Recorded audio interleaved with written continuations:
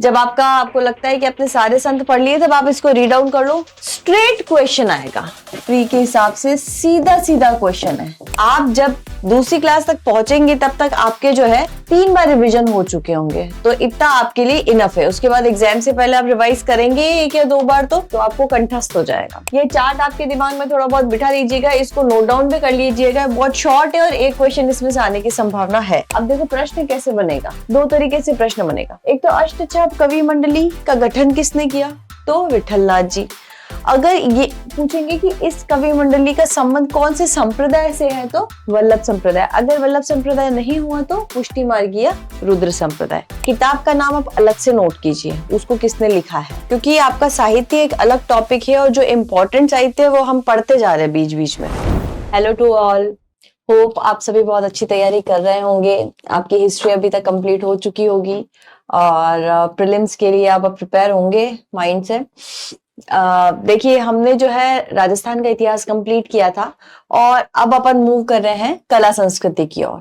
ठीक है, कला संस्कृति से सीधे सीधे अपने जो क्वेश्चन आते हैं वो देखा जाता है कि 7 से 8 क्वेश्चन आपके सीधे सीधे आएंगे, कोई घुमावदार नहीं आएंगे और सिंपल पूछेंगे। कला संस्कृति का बहुत टफ नहीं पूछते हैं, बस बात यह है कि इसमें फैक्ट्स ज्यादा होते हैं तो हमको याद ज्यादा करना होता है। ठीक है, अदरवाइज बहुत इजी आता है पोर्शन, बहुत इजीली इसको कवर कर सकते हो, 10 क्वेश्चन तक भी जाते हैं इसमें। ठीक है, अब हम सिलेबस की बात करें तो सिलेबस में अपन जो टॉपिक स्टार्ट करेंगे वो है सबसे पहला लोक संत संप्रदाय, लोक देवता, लोक देवियां। ये चालू करने का कारण क्या है, इसमें से सीधे सीधे क्वेश्चन आते हैं। ठीक है, और फिक्स क्वेश्चन है इसमें आने का, चाहे वो संप्रदाय से आएगा, लोक देवता देविया से आएगा या फिर लोक संतों से आएगा। आप पेपर उठा के देखेंगे तो आपको आइडिया हो जाएगा कि पेपर इसमें से 1 या 2 क्वेश्चन इसमें बैठते हैं। ठीक है, अब अपन बात करते हैं कि अपने को इसमें क्या, इस पूरी लाइन जो है लोक संत संप्रदाय, इसमें से अपने 4 टॉपिक अपने को कंप्लीट करने हैं। संप्रदाय, संत, लोक देवता और लोक देवियां। ये 4 टॉपिक जो है हमारे मोटे मोटे रहेंगे। ठीक है, बहुत इजी है, बिल्कुल स्मूथ चलना है, याद करते हुए चलना है, तो आपको क्या सारी चीजें रिवाइज होती जाएगी। 3 थंब रूल मैंने आपको बताए थे किसी भी चीज को याद करने के लिए। सबसे पहले मैं जो आपको पढ़ाऊंगी वो आप तक डिलीवर होगा। ठीक है, लिसनिंग पावर। तो पहला पॉइंट तो हमें अच्छे से सुनना है। दूसरा पॉइंट, मैं जो कह रही हूं वो आपकी कॉपी में लिखना है, चाहे आप शॉर्ट नोट ही बना के लिखो बट आपको लिखना है। और तीसरा पॉइंट, जब आपकी नेक्स्ट क्लास होगी उससे पहले आपको उसका रिविजन करना है। तो आप जब दूसरी क्लास तक पहुंचेंगे तब तक आपके जो है 3 बार रिवीजन हो चुके होंगे, तो इतना आपके लिए इनफ है। उसके बाद एग्जाम से पहले आप रिवाइज करेंगे 1 या 2 बार तो आपको कंठस्थ हो जाएगा। चलिए, अब हम स्टार्ट करते हैं। राजस्थान के संप्रदाय, राजस्थान के संप्रदाय में राजस्थान के प्रमुख संतों संप्रदाय पढ़ेंगे। हमें बहुत एक्सेस नहीं पढ़ना है, हमारे लिए जो प्रीलिम्स के लिए इंपॉर्टेंट है, यहाँ तक कि मेंस के लिए भी, वहां तक हमें कंप्लीट करते हुए चलना है। कचरा नहीं पढ़ना है, अच्छा मटेरियल पढ़ना है, और ये मेरे हिसाब से तो सफिशिएंट है। हमने पढ़ा था, हमारा तो काम निकल गया था दोनों में, प्री और मेंस में।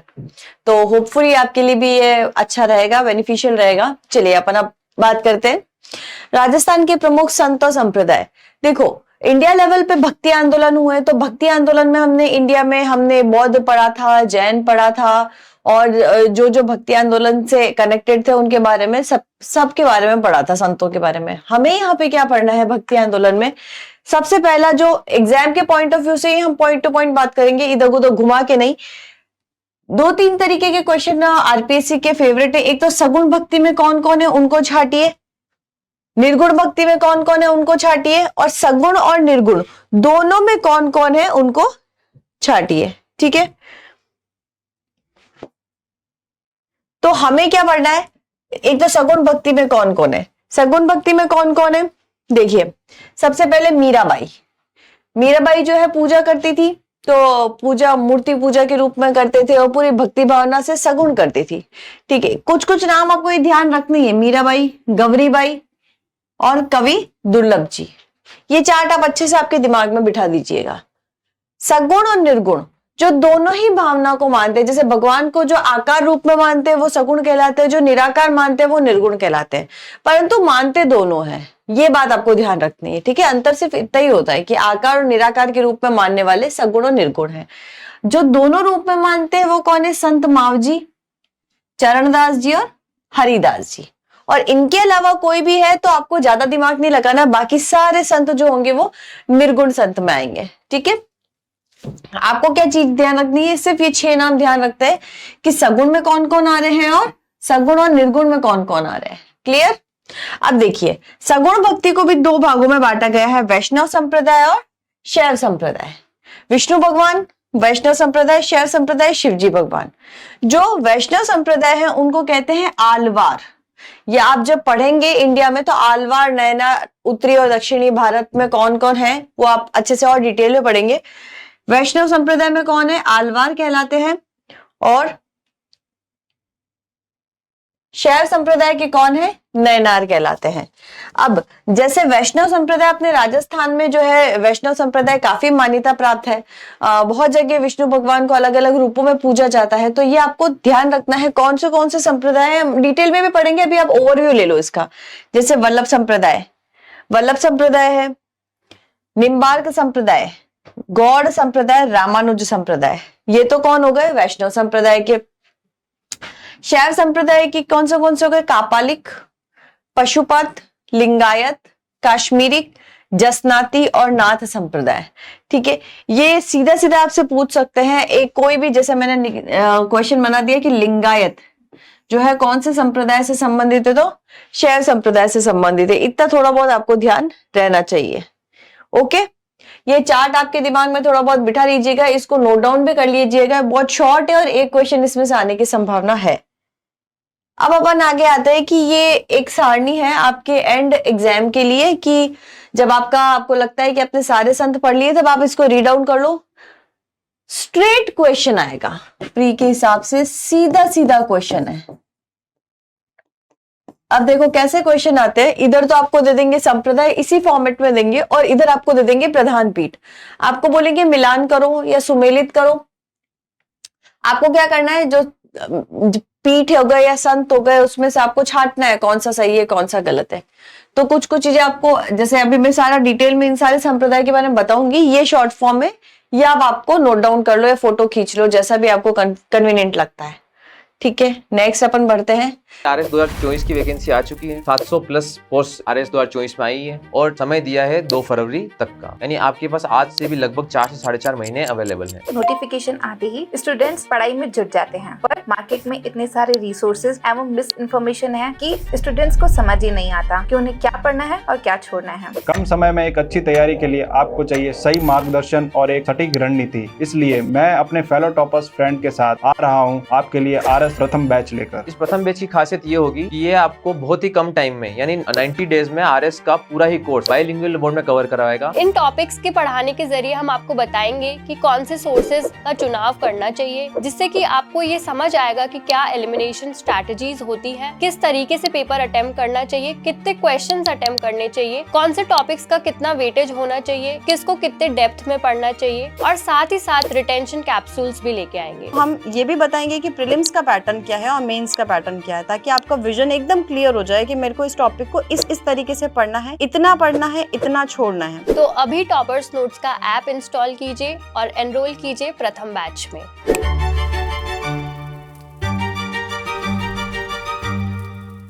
सबसे पहले पढ़ते हैं वल्लभ संप्रदाय। वल्लभ संप्रदाय जैसा कि जो है श्री कृष्ण भगवान को समर्पित है। वल्लभ संप्रदाय बहुत इंपॉर्टेंट है, राजस्थान में इसकी पीठ है, 5 पीठें राजस्थान में है और मुख्य पीठ भी अपने यही है, तो ये हमारे लिए इंपॉर्टेंट है। अब फैक्ट्स हमको क्या क्या याद करने हैं प्रीलिम्स के हिसाब से।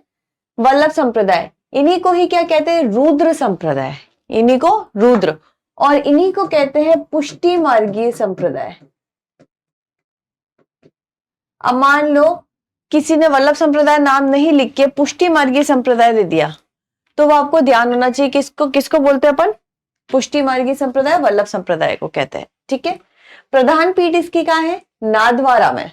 नाथद्वारा राजसमंद के अंदर आता है, वहां पर एक मंदिर बना हुआ है, श्रीनाथ जी का मंदिर, वहां वो जो है इसकी प्रधान पीठ है वल्लभ संप्रदाय की। 2 फैक्ट याद होगा। अब देखो हर जो श्री कृष्ण के इतने हजारों रूप है, तो यहाँ पर किसकी पूजा की जाती है? तो यहाँ पे अधिकतर जो पूजा की जाती है वो श्री कृष्ण के बाल स्वरूप की पूजा की जाती है। बाल स्वरूप की पूजा की जाती है श्री कृष्ण भगवान की। ठीक है, याद करते चलिएगा। विविध रूपों की तो पूजा की जाती है, पर इंपॉर्टेंट क्या है? बाल स्वरूप की पूजा की जाती है। ठीक है, अब आपने जब श्री कृष्ण भगवान के मंदिरों में दर्शन किए होंगे, तो जैसे गोविंद जी का मंदिर है, श्री कृष्ण भगवान का ये नाथद्वारा का मंदिर है, उसमें आपने देखा होगा बोलते हैं 5:30 बजे मंगला आरती होगी, इतनी बजे राजभोग होगा। तो ये आरतियों के नाम है। तो कितने प्रकार के दर्शन होते हैं? 7 प्रकार के दर्शन होते हैं। जरूरी नहीं है सातों आपको ध्यान हो, ये आपके नॉलेज के लिए आप रख सकते हैं दिमाग में। 7 प्रकार के दर्शन होते हैं। कौन से? मंगला, ग्वाल, राजभोग, उत्थापन, भोग, आरती, शयन रूप, ऐसे में 7 रंगी ध्वजाएं होती है। बस आप 7 प्रकार के दर्शन याद रख लो, बहुत है, नाम जरूरी नहीं है।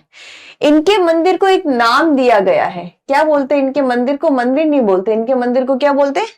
हवेली बोलते हैं। आप देखो है ना, जब पेपर अगर टफ बनाएंगे तो स्टेटमेंट में पूछेंगे, तो आपको अगर ये सारी चीजें मोटी मोटी ध्यान है तो आप स्टेटमेंट भी कर लोगे। और हवेली में गीत जो गाया जाता है उसको क्या कहेंगे? हवेली संगीत। तो इनमें जो गीत गाया जाएगा उनको क्या बोलेंगे? हवेली संगीत। क्लियर है?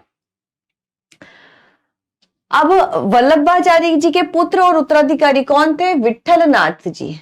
वल्लभाचार्य जी ने वल्लभ संप्रदाय बनाया, उनके पुत्र कौन हुए? विठ्ठलनाथ जी। उन्होंने अष्टछाप कवि मंडली का गठन किया। अब देखो प्रश्न कैसे बनेगा, 2 तरीके से प्रश्न बनेगा। एक तो अष्टछाप कवि मंडली का गठन किसने किया? तो विठ्ठलनाथ जी। अगर ये पूछेंगे कि इस कवि मंडली का संबंध कौन से संप्रदाय से है, तो वल्लभ संप्रदाय। अगर वल्लभ संप्रदाय नहीं हुआ तो पुष्टि मार्गीय रुद्र संप्रदाय। क्लियर है? अब हमने पढ़ लिया कि इस संप्रदाय को किस नाम से जाना जाता है? पुष्टि मार्गी संप्रदाय के नाम से जाना जाता है। इसका राजस्थान में इतिहास है। अब आपको क्या ध्यान रखना है? अणुभाष्य। वल्लभाचार्य जी ने एक ग्रंथ लिखा था जिसको क्या बोलते हैं? अणुभाष्य। ये पूछा जा सकता है। किससे संबंध है? वल्लभाचार्य जी ने लिखा था। ये इंपॉर्टेंट फैक्ट है आपके लिए, अणुभाष्य पूछा जा सकता है, याद हो जाएगा। अब नाथद्वारा के जब आप मंदिर में जाएंगे तो वहां पे क्या होता है कि जो भगवान की पूजा होती है, मूर्ति लगा के रखते हैं, उनके पीछे की जो दीवार होती है उसको बोलते हैं पिछवाई। उस पीछे की दीवार पे कलाकारी की जाती है, उसको बोलते हैं पिछवाई कला। ठीक है, तो मूर्ति के पीछे वाली दीवार पर या पर्दे पर जो चित्र बनाए जाते हैं उसको बोलते हैं पिछवाई कला। ये आपकी लोक कला में भी अलग से टॉपिक है। ये कला जो है नाथद्वारा में खासकर पाई जाती है। तो सीधा सीधा प्रश्न पूछेंगे कि पिछवाई कला कहाँ की फेमस है? नाथद्वारा की फेमस है। राजमहल वल्लभ संप्रदाय के मंदिर है, आपके लिए बहुत ज्यादा इंपॉर्टेंट नहीं है। भारत में वल्लभ संप्रदाय के कितने मंदिर है? देखो भारत में तो टोटल कितने मंदिर है? 7 मंदिर है। और राजस्थान में कितने मंदिर है? टोटल 5 मंदिर है। इतना ध्यान आपको होना चाहिए। ये 5 है, 5 मंदिर है। क्लियर है? मोटे मोटे फैक्ट याद करते हुए चलना, क्या क्या किसने बनाया है, किस किस रूप में, अणुभाष्य ग्रंथ किसने लिखा है, पुष्टि मार्गी संप्रदाय किसे कहते हैं, इनकी बाल स्वरूप में पूजा होती है, इनके मंदिर को हवेली कहते हैं, हवेली में गाए जाने वाले संगीत को हवेली संगीत कहते हैं। और भारत में इनके टोटल मिला के 7 मंदिर है और राजस्थान में 5 है। आगे बढ़ते हैं हम। 5 केंद्र कौन से देखो। सबसे पहले तो मैंने आपको बता दी कि जो प्रधान पीठ है वो प्रधान पीठ ही कहाँ है? नाथद्वारा में। अब दूसरी चीज कहाँ है? कोटा। बड़े मथुरेश जी कोटा, आपने नाम सुना होगा, बड़े मथुरेश जी। अब इसके मिलान करो में भी पूछ सकते हैं कि जैसे इधर तो आपको मंदिर का नाम दे देंगे, इधर आपको प्लेस दे देंगे। तो बड़े मथुरेश जी कोटा, श्रीनाथ जी सिहार नाथद्वारा, द्वारकाधीश कांकरोली राजसमंद में है। द्वारकाधीश कहाँ है? कांकरोली राजसमंद में। और इसमें आपको ज्यादा टफ है ही नहीं, दोनों मंदिर कामा भरतपुर में है और दोनों गोकुलचंद और मदन मोहन दोनों कामा भरतपुर में है। तो ये 5 पीठ जो है वो राजस्थान में है। अगर आपको प्री में पूछेंगे तो सीधे आपको पूछेंगे कि कौन सी कहां पर है, और मेंस में पूछेंगे तो आपको बोल देंगे वल्लभ संप्रदाय की कोई 4 पीठों के नाम बताइए, तो आपको इनमें से याद होने चाहिए। ठीक है, प्री और मेंस दोनों के लिए इंपॉर्टेंट है। क्लियर है? वल्लभ संप्रदाय एकदम क्लियर हो गया होगा आपको, इजी है, ज्यादा टफ नहीं है। अब अपन आते हैं रामानंद जी संप्रदाय। अब इनके जैसे वल्लभ संप्रदाय का मैंने आपको पता है, इसको रुद्र भी कहते हैं, इसको पुष्टि मार्गीय भी कहते हैं, वैसे ही रामानंद जी संप्रदाय को क्या कहते हैं? रसिक संप्रदाय। क्या? रसिक संप्रदाय। रसिक संप्रदाय क्यों? क्योंकि जो भगवान राम की पूजा होती है वो रसिक या स्नेही रूप में पूजा होती है, इसलिए इनको रसिक संप्रदाय कहते हैं। रामानुज कौन सी वैष्णव संप्रदाय की एक शाखा है, हमने जो चार्ट पढ़ा था उसमें आ चुका था। इनकी स्थापना रामानंद जी, तो रामानंद जी संत रामानंद जी ने ही इनकी स्थापना की थी। अब ये इंपॉर्टेंट फैक्ट, ये बहुत बार पूछा गया है, एग्जाम्स में पूछा जाता है कि उत्तर भारत में भक्ति आंदोलन के प्रवर्तक कौन है? उत्तर भारत में कौन है? रामानंद जी। ध्यान रखना है आपको, प्रश्न पूरे भारत का नहीं पूछ रहा है, वो सिर्फ उत्तर भारत का पूछेगा, तो आंसर क्या होगा? रामानंद जी। प्रश्न ऐसे ही आएंगे सीधे क्वेश्चन, पर हम थोड़ा सा क्या ध्यान से नहीं सुनते तो फिर हमारा वो क्वेश्चन गलत होने की संभावना होती है। उत्तर भारत का समझ में आ गया? मैंने आपको बताया इसको रसिक संप्रदाय भी बोलते हैं, तो रसिक नायक के रूप में इनकी पूजा की जाती है। रसिक नायक में क्या? भगवान राम को स्नेही पक्ष दिखाया गया है। स्नेही पक्ष में क्या? वे एक दूसरे के प्रति जो है राम और सीता की पूजा करते हुए, एक साथ राम और सीता की पूजा करते हुए इनको दर्शाया गया है। क्लियर है? इसलिए इनको क्या कहते हैं? रसिक संप्रदाय के रूप में भी जाना जाता है। अब एक पुस्तक लिखी गई थी राम रासो, या आप जो जो आपने किताबों के नाम लिखे थे, आपने होपफुली सबने बनाई होगी, कि मैंने आपको हिस्ट्री में भी बोला था कि जब किसी भी किताब आए तो किताब का नाम आप अलग से नोट कीजिए, उसको किसने लिखा है, क्योंकि आपका साहित्य एक अलग टॉपिक है और जो इम्पोर्टेंट साहित्य है वो हम पढ़ते जा रहे हैं बीच बीच में। राम रासो किसने लिखी है? कृष्ण भट्ट ने।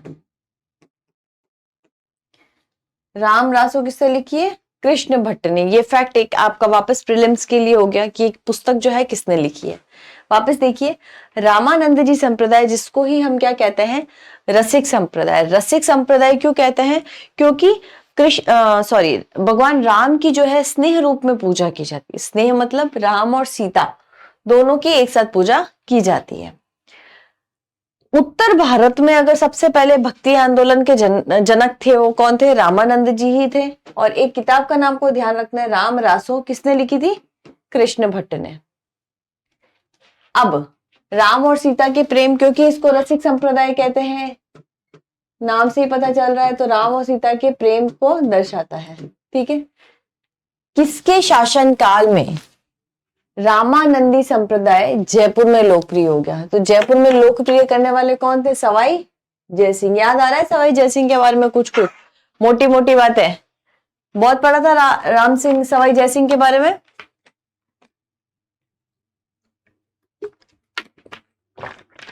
सवाई जयसिंह के बारे में मैंने 3 युद्ध बताए थे, किसी को याद है? पी म रा, इस कोड के साथ मैंने आपको बताए थे। अगर आपको याद है तो आप मेरे साथ बहुत अच्छे से चल रहे हैं, और अगर नहीं याद है तो कोई बात नहीं, वापस देख लो, याद हो जाएगा। सवाई जयसिंह के शासनकाल के दौरान जो है रामानंदी संप्रदाय जयपुर में लोकप्रिय हुआ था। इनके दोनों के केंद्र बहुत इंपॉर्टेंट है, ये पूछे जाते हैं प्रश्न प्री और मेंस दोनों में। क्या आएगा कि जो रामानंदी संप्रदाय, इनके प्रमुख केंद्र कहाँ है? एक तो गलता जी का है जयपुर में, और एक रेवासा सीकर में। दोनों के नाम भी ध्यान रखना है। गलता जी कृष्णदास पयहारी। ये पयहारी नाम क्या है? जो दूध पीने से रिलेटेड है। पयहारी पीने योग्य जो मिल्क होता है उसके लिए वो पयहारी नाम रखते हैं। ठीक है, और रेवासा सीकर में किसकी है? अग्रदास जी। दोनों के नाम ध्यान रखना है। गलता जी कौन है? कृष्णदास पयहारी। और रेवासा सीकर में अग्रदास जी। ठीक है, चलिए गलता जी के बारे में डिटेल दे रखी है। इसी को क्या कहते हैं? दूसरा काशी कहते हैं। और इसी को क्या कहते हैं? जयपुर का बनारस कहते हैं। ये आपके जो नॉर्मल जीके के प्रश्न आपके बन जाते हैं। जयपुर का बनारस किसे कहते हैं? गलता जी। और दूसरा काशी भी किसे कहते हैं? गलता जी।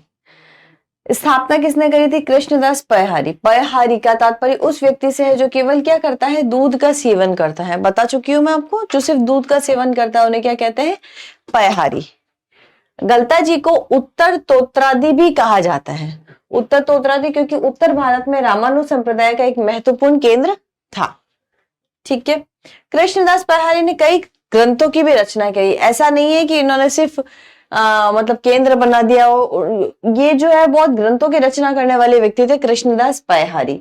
कौन से अब आपको ये लिखते चलना है। फिर से जहां ग्रंथ आएगा, चरित्र, ब्रह्म गीता,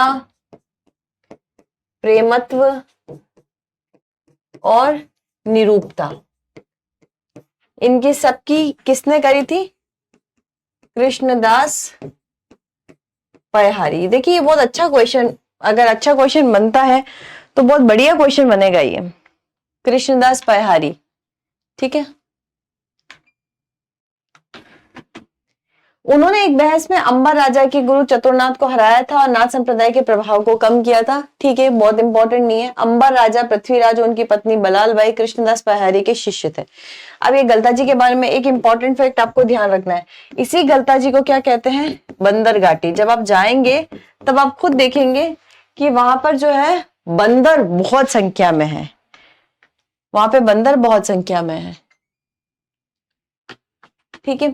गलता जी के बारे में हमने क्या कहा? एक तो इसको क्या कहते हैं? दूसरा काशी। ठीक है। इसको जयपुर का बनारस भी कहते हैं। इसकी स्थापना करने वाले कौन थे? कृष्णदास पयहारी। अगर पयहारी पे ही प्रश्न आ जाए तो आपको क्या ध्यान रखना है कि पयहारी किसको कहते हैं? जो केवल दूध का सेवन करते हैं। उत्तर तोत्रादि भी कहते हैं इनको। कई ग्रंथों की रचना करी। कुछ ग्रंथ आपको ध्यान रखने, किताबों वाले में आप लिख सकते हैं, चरित्र, ब्रह्मगीता, प्रेमत्व और निरूपता। बंदर घाटी के नाम से कौन प्रसिद्ध है? गलता जी। रेवासा सीकर हम पढ़ चुके हैं। कृष्णदास जी के शिष्य अग्रदास जी ने इनकी स्थापना करी थी। तो दो जगह इनकी स्थापना हुई है, गलता जी और रेवासा सीकर में। क्लियर? दो हमारे कंप्लीट हो चुके हैं। दो आपको कन्वीनियंट भी होंगे। अगर आप नहीं पढ़े हो तो स्क्रीनशॉट लेके आप पढ़ लेना अच्छे से, पर साथ के साथ में पढ़ना। तीसरी चीज अपन पढ़ते हैं निम्बार्क संप्रदाय। निम्बार्क संप्रदाय की सबसे पहले पीठ जो है कहां पर है वो पूछी जाती है, बहुत बार एग्जाम में पूछी गई है, सलेमाबाद में।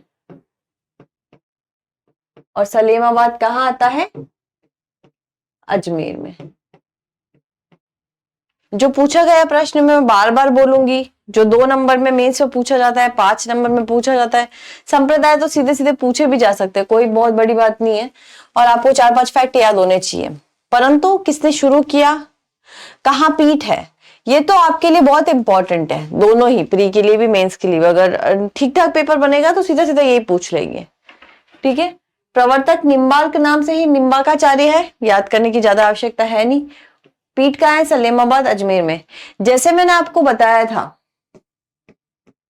अणुभाष्य, अणुभाष्य बताया था, अपन ने पढ़ा था वल्लभ संप्रदाय का, वैसे ही अपन को ध्यान रखना है वेदांत पारिजात। ये किसका है? निम्बार्क का। ये इंपॉर्टेंट नाम है। वेदांत पारिजात भाष्य की स्थापना किसने करी थी? निम्बार्काचार्य जी ने। द्वैत का प्रारंभ किया था। द्वैत का प्रारंभ किया था। देखो ये नाम आएंगे, विशिष्टाद्वैत, द्वैताद्वैत, द्वैत अद्वैत, तो ये आपको ध्यान रखना है। ठीक है। इसमें अब मैं कोई कोड भी नहीं बता सकती कि आपको याद कैसे रखा जाए। आप जिस तरीके से आपको याद होता हो। द्वैताद्वैत का स्थापना किसने करी थी? निम्बार्क ने। मुख्य केंद्र सलेमाबाद अजमेर है। इस संप्रदाय के लोग राधा जी को श्री कृष्ण की पत्नी मानते हैं। ये बहुत इंपॉर्टेंट लाइन है कि ऐसा कौन सा संप्रदाय है जिसमें राधा को श्री कृष्ण की पत्नी के रूप में स्वीकार किया गया है? किसमें? निम्बार्क संप्रदाय में। ठीक है। इस संप्रदाय को अब देखो, जहां वापस से फिर वही बात बहुत इंपॉर्टेंट है, ये जिसमें अलग अलग नाम आ जाते हैं, ऐसे घुमा के पूछेगा ये हंस संप्रदाय की पीठ कहाँ है? अब आप बोलोगे कि भाई हंस संप्रदाय तो हमने पढ़ा ही नहीं, कुछ है ही नहीं।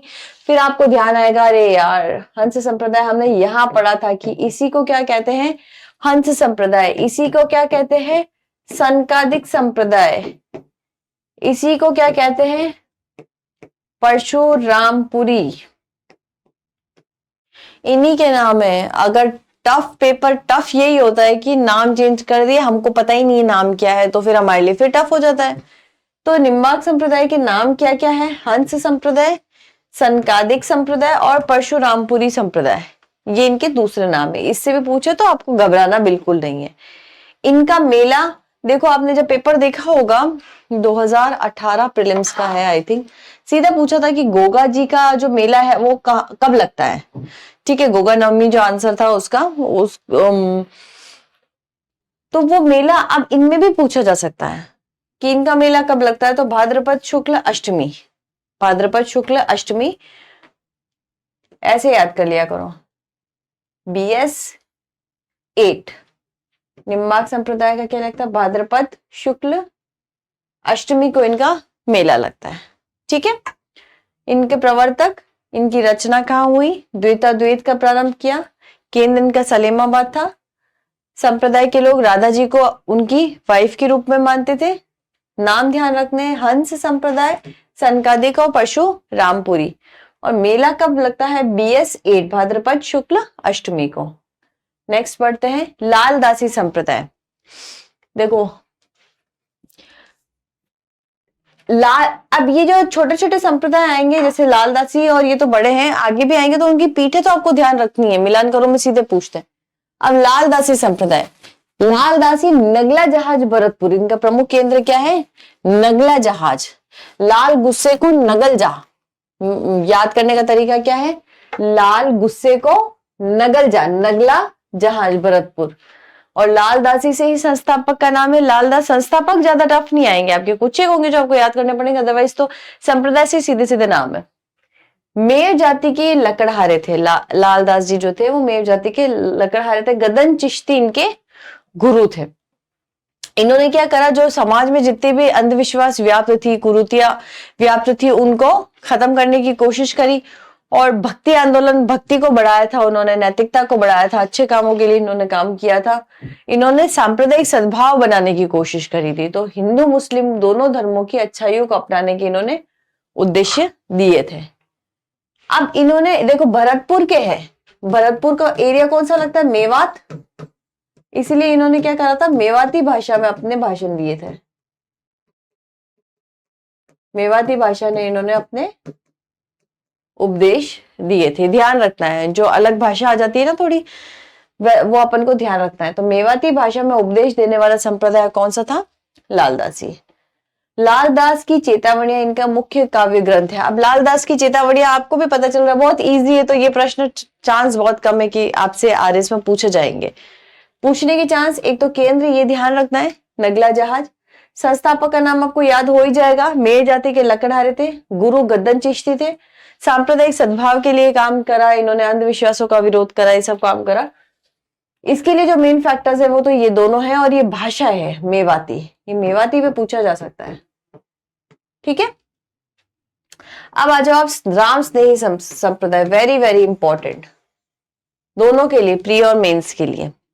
अब राम स्नेही संप्रदाय में कौन है, स्वामी रामचरण जी। ज्यादा नाम टफ तो है नहीं, देखो नाम सीधे सीधे इनके संप्रदाय के साथ साथ ही अपन याद करते हुए चल रहे हैं। राम स्नेही रामचरण जी, इनकी पीठ पूछी जा सकती है। इनकी पीठ आगे भी दूसरी आएगी, 3 अलग अलग, परंतु जो प्रधान पीठ है वो प्रधान पीठ है शाहपुरा में।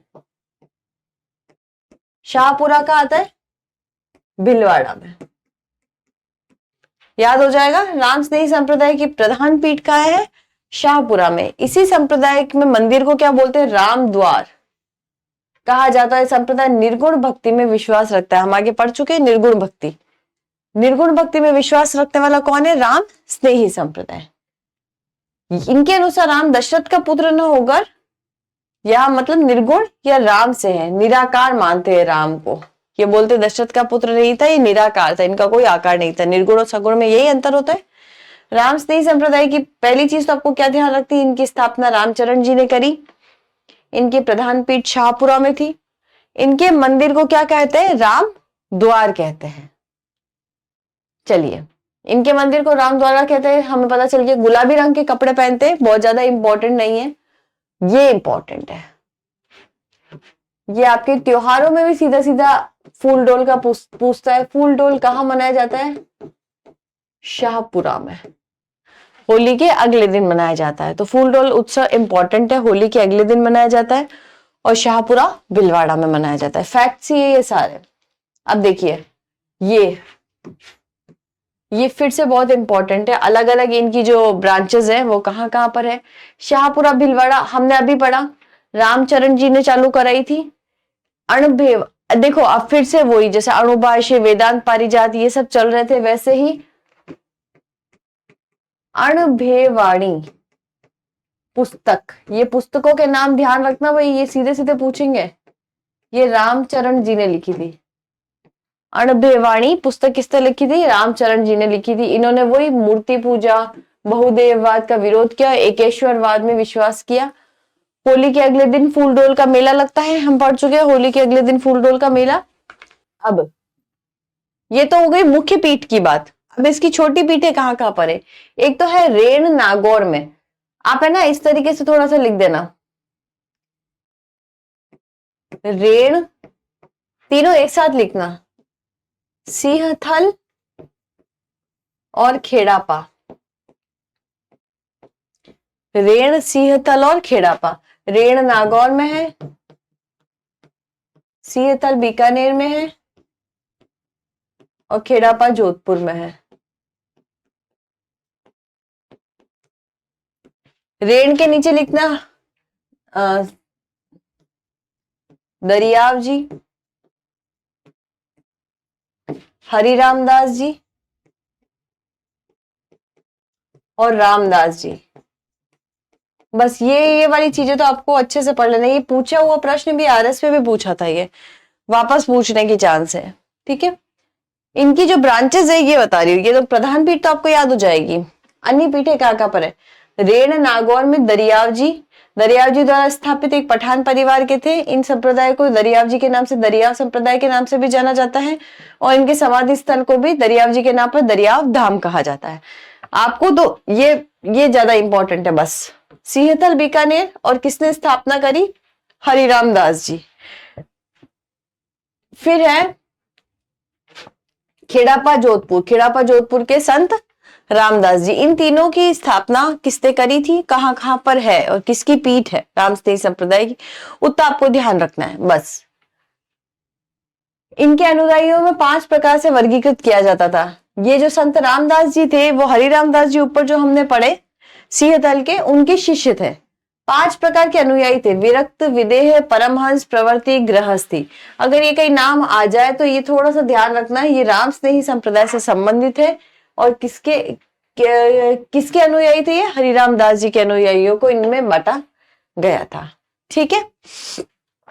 रेण, सिंहथल और खेड़ापा ये बहुत इंपॉर्टेंट है। फिर आपको मैं जोर देके बोल रही हूँ, बहुत काम आएगी ये चीज, आपके बार बार पूछा जाने वाला फेवरेट प्रश्न है ये, क्योंकि इसमें कंफ्यूजन ज्यादा होता है और जिनमें कंफ्यूजन आता है वही पेपर में पूछते हैं आपसे। सीधे से तो पूछेंगे नहीं कि लालदासी संप्रदाय के संस्थापक लालदास जी थे, इतना ईजी तो पूछते नहीं है, आपको भी पता है। तो पूछने वाले प्रश्न इन्हीं में से निकल के आते हैं, ये थोड़ा सा आप थोड़ा ध्यान रखिएगा। अब आ जाइए आप परनामी संप्रदाय पर। परनामी संप्रदाय क्या होता है, परनामी संप्रदाय नाम से ही याद आ जाए, लिख देना परनामी, तो पर हटा दो, पन्ना एमपी में है। मुख्य पीठ याद हो जाएगी, परनामी से र हटा दो, पन्ना एमपी में है।